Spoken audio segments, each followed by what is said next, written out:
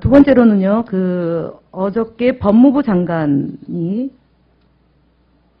진실 규명을 제대로 하지 않고 철저한 수사도 하지 않고 있다는 점에 대해서 지적하는 바입니다. 제가 어저께 법무부 장관에게 미숙한 선언들이라고 언론을 통해서 보도가 쭉 됐는데 이 부분에 대해서 어떻게 생각하는지에 대한 질문에 대한 답변이 대단히 미숙했습니다. 조사도 미숙하고 답변도 미숙합니다. 검경합동수사본부의 수사 진행과 관련해서 최초 사고 원인을 선원들의 미숙한 항의로 인한 것으로 호도했지만 선원들 대부분은 10년 이상 경력을 가진 베테랑 선원이었으며 어떤 이유로 선원들이 구조에 투입되지 않고 자신들만 생존했는지에 대한 중간수사 기록에는 전혀 있지 않습니다. 공소장에 따르면 선박이 침몰하게 된 가장 큰 잘못은 사고 당시 현장에 위치하지 않았던 선장 이모 씨에게 있었으며 선박 변침 당시 조타기를 잘못 돌린 책임은 조타수 조모 씨에게 있었습니다.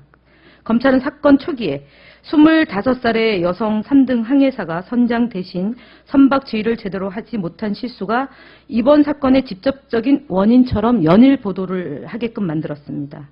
그래서 미숙한 선원들의 선박 조작인 것처럼 몰아갔습니다.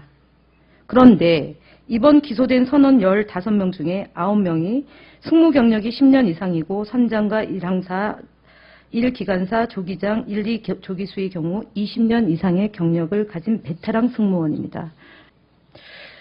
베테랑 선원들이 어떤 이유로 이 같은 범죄를 저질렀는지 또한 배가 침몰되는 상황에서 자신들이 맡은 퇴선 시 임무를 왜 수행하지 않았는지에 대해서 명백히 수사가 진행되어야 했음에도 불구하고 검찰은 중간수사 결과 발표 때 이 부분이 제대로 밝혀지지 않았습니다.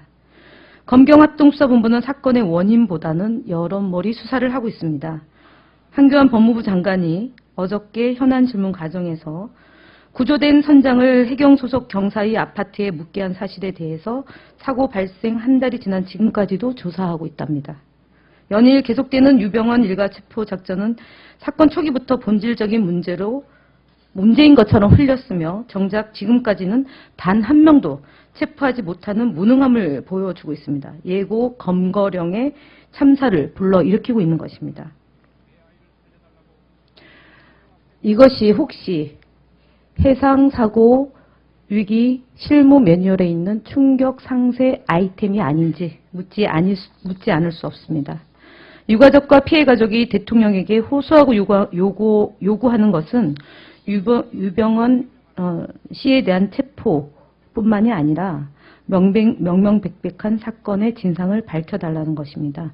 검경합동수사본부는 명심하고 또 명심해야 합니다. 검찰이 특검의 대상이 될 수도 있다는 점을 경고하는 바입니다. 이상 마치겠습니다.